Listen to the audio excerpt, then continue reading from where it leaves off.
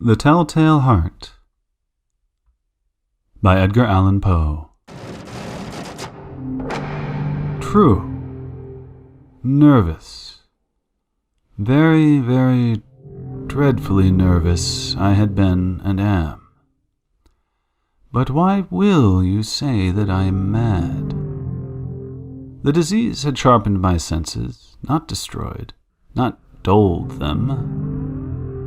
Above all was the sense of hearing acute. I heard all things in the heaven and in the earth. I heard many things in hell. How then am I mad?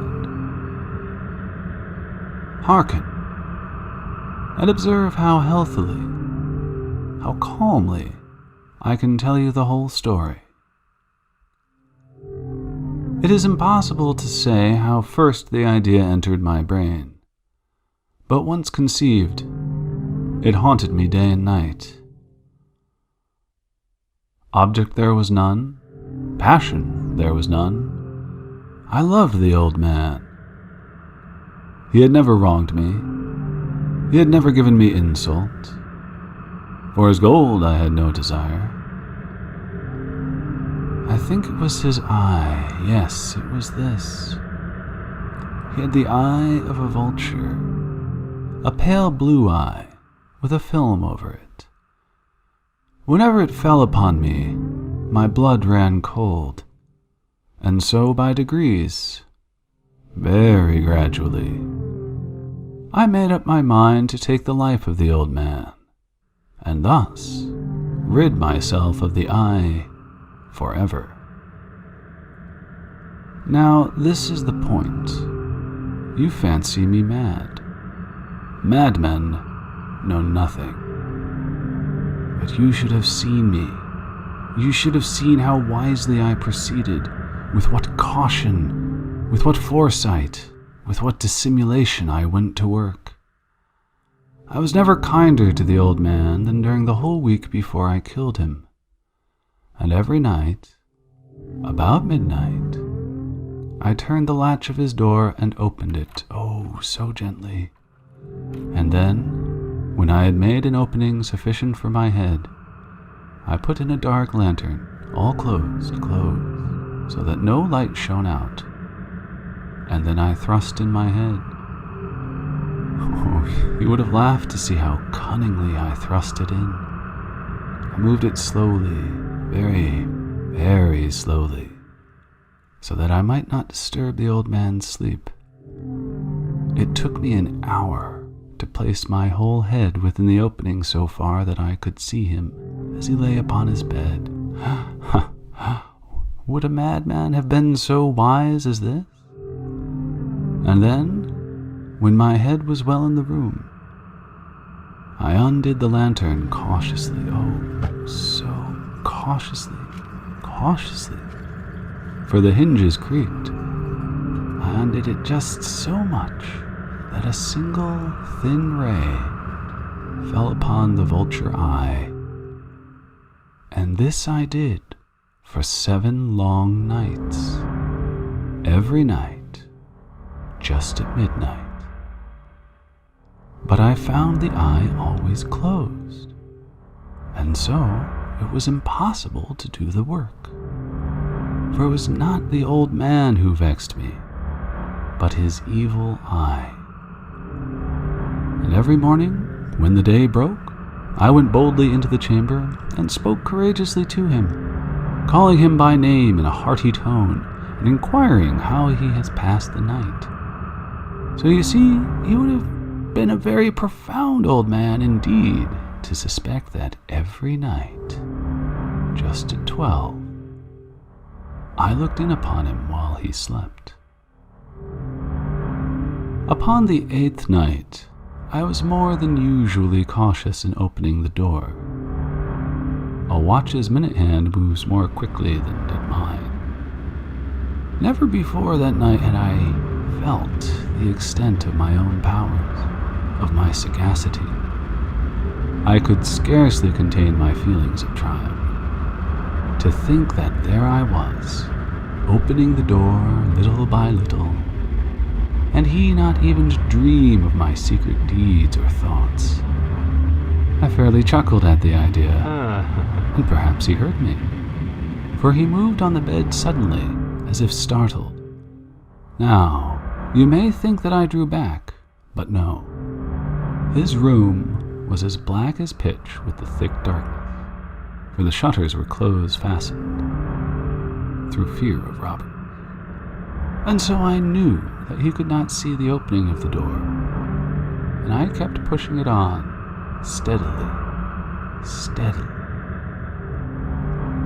I had my head in, and was about to open the lantern, when my thumb slipped upon the tin fastening, and the old man sprang up in bed, crying out, "Who's there?" I kept quite still, and said nothing.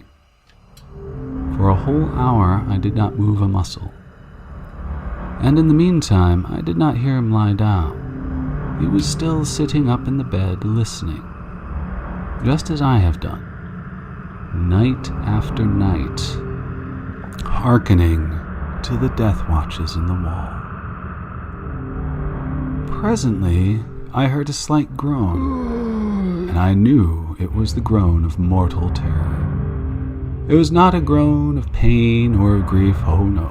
It was the low, stifled sound that arises from the bottom of the soul when overcharged with awe. I knew the sound well. Many a night, just at midnight, when all the world slept, it has welled up from my own bosom, deepening with its dreadful echo the terrors that distracted me.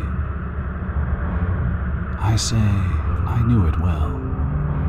I knew what the old man felt, and pitied him, although I chuckled at heart. I knew that he had been lying awake ever since the first slight noise when he had turned in the bed. His fears had been ever since growing upon him. He had been trying to fancy them causeless, but could not. He had been saying to himself, "It is nothing but the wind in the chimney. It is only a mouse crossing the floor," or "It is merely a cricket which has made a single chirp." Yes, he had been trying to comfort himself with these suppositions, but he had found all in vain. All in vain. Because death, in approaching him, had stalked with his black shadow before him and enveloped the victim. And it was the mournful influence of the unperceived shadow that caused him to feel, although he neither saw nor heard, to feel the presence of my head within the room. When I had waited a long time, very patiently, without hearing him lie down, I resolved to open a very, very little crevice in the lantern. So I opened it. You cannot imagine how stealthily, until, at length, a single dim ray, like the thread of the spider, shot from out the crevice and fell full upon the vulture eye. It was open, wide open, and I grew furious as I gazed upon it. I saw it with perfect distinctness, all a dull blue, with a hideous veil over it that chilled the very marrow in my bones. But I could see nothing else of the old man's face or person, for I had directed the ray as if by instinct, precisely upon the damned spot. And have I not told you that what you mistake for madness is but over-acuteness of the senses? Now, I say, there came to my ears a low, dull, quick sound, such as a watch makes when enveloped in cotton. I knew that sound well, too. It was the beating of the old man's heart. It increased my fury, as the beating of a drum stimulates the soldier into courage. But even yet I refrained and kept still. I scarcely breathed, I held the lantern motionless. I tried how steadily I could maintain the ray upon the eye. Meantime, the hellish tattoo of the heart increased, grew quicker and quicker, and louder every instant. The old man's terror must have been extreme. It grew louder, I say, louder every moment. Do you mark me well? I have told you that I am nervous, so I am. And now, at the dead hour of the night, amid the dreadful silence of that old house, so strange a noise as this excited me to uncontrollable terror. Yet, for some minutes longer I refrained and stood still.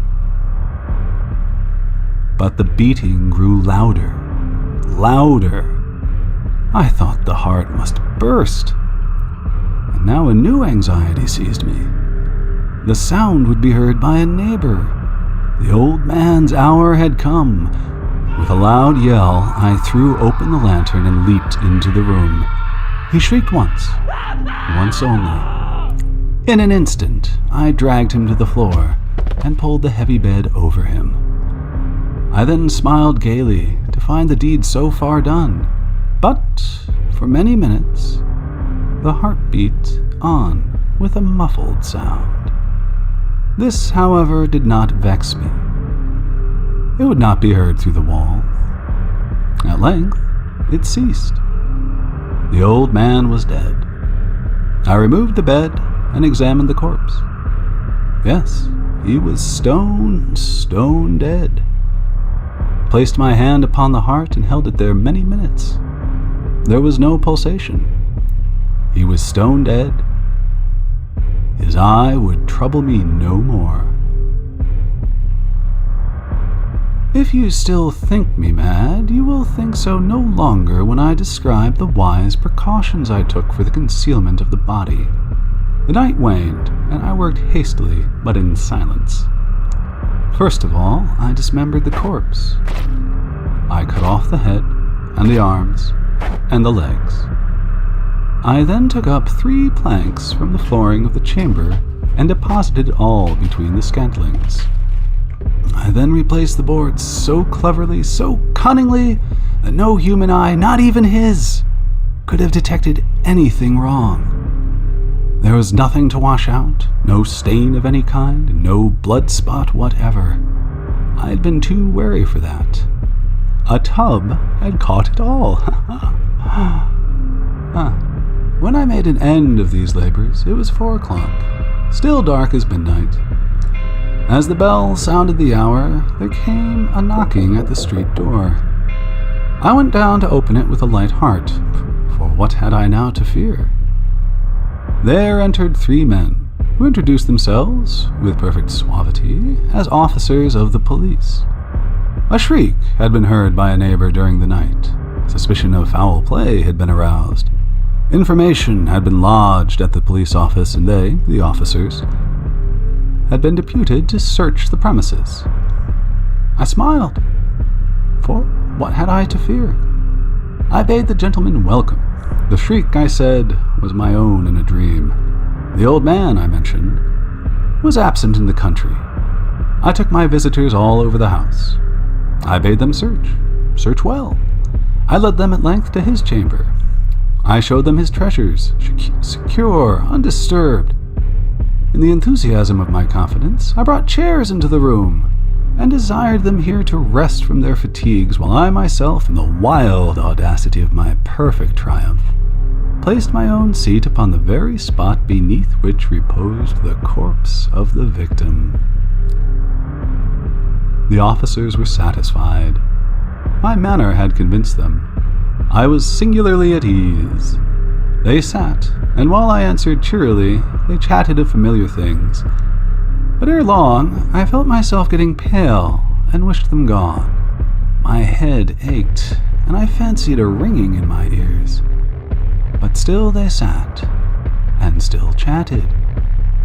The ringing became more distinct, continued, and became more distinct. I talked more freely to get rid of the feeling, but it continued and gained definiteness, till at length I found that the noise was not within my ears. No doubt I now grew very pale, but I talked more fluently and with a heightened voice, yet the sound increased.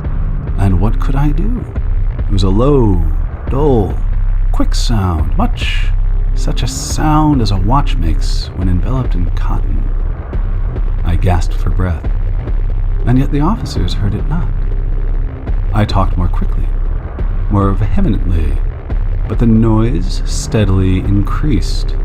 I arose and argued about trifles in a high key and with violent gesticulations, but the noise steadily increased.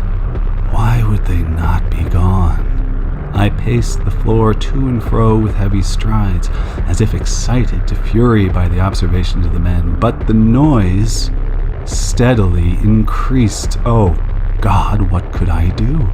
I foamed, I raved, I swore, I swung the chair upon which I had been sitting and grated it upon the boards, but the noise arose over all and continually increased, grew louder, louder, louder, and still the men chatted pleasantly and smiled. Was it possible they heard not? Almighty God, no, they heard. They suspected, they knew. They were making a mockery of my horror. This I thought, and this I think. But anything was better than this agony. Anything was more tolerable than this derision. I could bear those hypocritical smiles no longer. I felt that I must scream or die. And now, again, hark! Louder, louder, louder, louder. Villains! I shrieked. Dissemble no more. I admit the deed. Tear up the planks! Here! Here! It is the beating of his hideous heart!